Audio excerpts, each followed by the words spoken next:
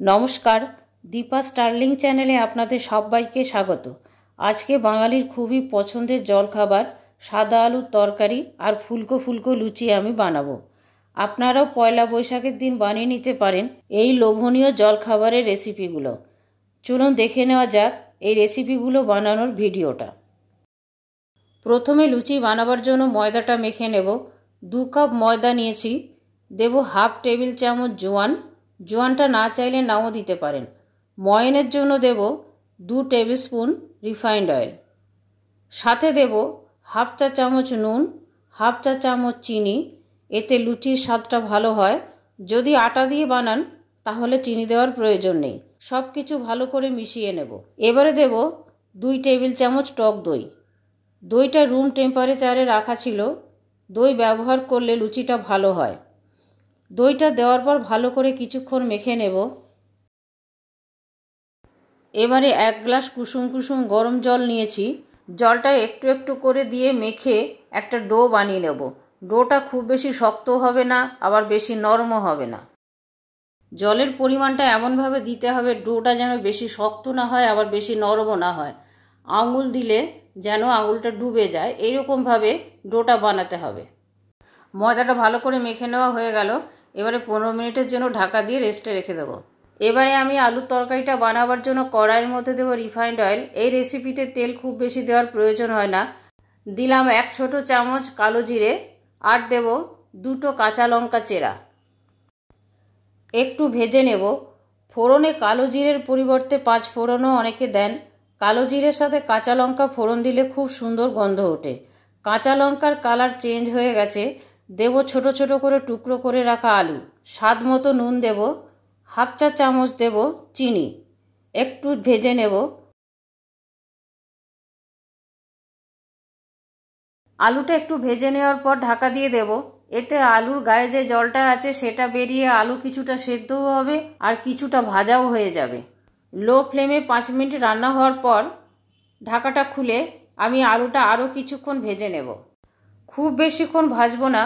বেশিক্ষণ ভাজলে আলুর গায়ে কালার এসে যাবে, তাহলে তরকারিটা সাদা হবে না। আলুটা ভাজা হয়ে গেল। দিয়ে দেব পরিমাণ মতো জল। জলটা একটু বেশি পরিমাণে দিতে হবে। আলুগুলো এমনভাবে সেদ্ধ হবে যেন গলা গলা হয়। দিয়ে দিলাম একটা চেরা কাঁচা লঙ্কা। এই রেসিপিতে কাঁচা লঙ্কার গন্ধটা খুবই ভালো লাগে। বেশি কাঁচা লঙ্কা দিলে ঝাল হয়ে যাবে, সেজন্য দিলাম না। লুচির সাথে বেশি ঝাল খেতে ভালো লাগে না। ঝোলটা ভালো মতো ফুটে উঠেছে। এখন গ্যাসের ফ্লেমটা সিম করে ঢাকা দিয়ে দেব আলুগুলো ভালো মতো সেদ্ধ হওয়ার জন্য। 10 মিনিট পরে ঢাকাটা খুলব। কিছু আলু ম্যাশ করে নেব। আপনারা এই রেসিপিটা প্রেসার কুকারও করতে পারেন, তাহলে আলুগুলো এইভাবে ম্যাশ করার প্রয়োজন হবে না। প্রেসার কুকারে আলু অনেক বেশি তাড়াতাড়ি সেদ্ধ হয়ে যাবে। সাদা আলুর তরকারি সার্ভ করবার জন্য রেডি। এখন গ্যাসের ফ্লেম অফ করে দেব। অপরদিকে ময়দা মাখাটা 10 মিনিট রেস্টে রাখা হয়ে গেছে। ঢাকাটা খুলে ময়দাটা আরেকটু ঠেসে ঠেসে ভালো করে মেখে নেব। এবারে লেচি করে নেব। ছোট ছোট করে লেচি করতে হবে। লুচির লেচি ছোট ছোট হয়, আপনারা সকলেই জানেন। সব লেচিগুলো বানিয়ে নিলাম। এবারে যে জায়গায় লুচিগুলো বেলবো সেই জায়গাটা একটু তেল লাগিয়ে নিয়ে বেলে নেব। ময়দাটা মাখার সময় ঈষদুষ্ণ গরম জলে মেখেছিলাম বলে এইরকমভাবে বেলা যাচ্ছে, না হলে ময়দার লুচি এরকম টানা যায় না। টানতে গেলে ছোট হয়ে যায়, আবার একই পজিশনে চলে আসে। লুচিটা বেলা হয়ে গেল। তুলে নিয়ে তেল গরম হতে দিয়েছি, সেই তেলের মধ্যে দিয়ে দেব। লুচি ভাজবার জন্য তেলটা বেশ ভালো পরিমাণে গরম হতে হবে। ঠান্ডা তেলের মধ্যে লুচি ভাজলে লুচি শক্ত হবে আর ফুলবে না ভালো। মাঝখানে একটু প্রেসার দিয়ে দেব। এতে লুচিটা চট করে ফুলে উঠবে। দেখুন কি সুন্দর ফুলে উঠেছে। উল্টিয়ে দেব। হয়ে গেল ফুলকো লুচি। তুলে নেব। পরের লুচিটাও একই রকমভাবে বেলে ভেজে নেব।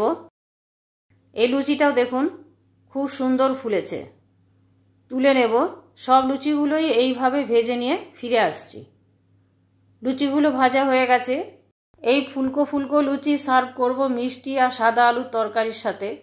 আপনারাও বানিয়ে নিতে পারেন এইভাবে। পয়লা বৈশাখের দিন বিশেষ করে আপনারা বানাতেই পারেন খুবই সহজে। আমার এই সাদা আলুর তরকারি আর লুচি বানানোর ভিডিওটা আপনাদের কেমন লাগলো কমেন্ট করে কমেন্ট বক্সে জানাবেন। ভালো লাগলে প্লিজ একটা লাইক করে দেবেন, শেয়ার করবেন আর সাবস্ক্রাইব করে বেল আইকনটা টিপে দেবেন পরবর্তী নোটিফিকেশনের জন্য।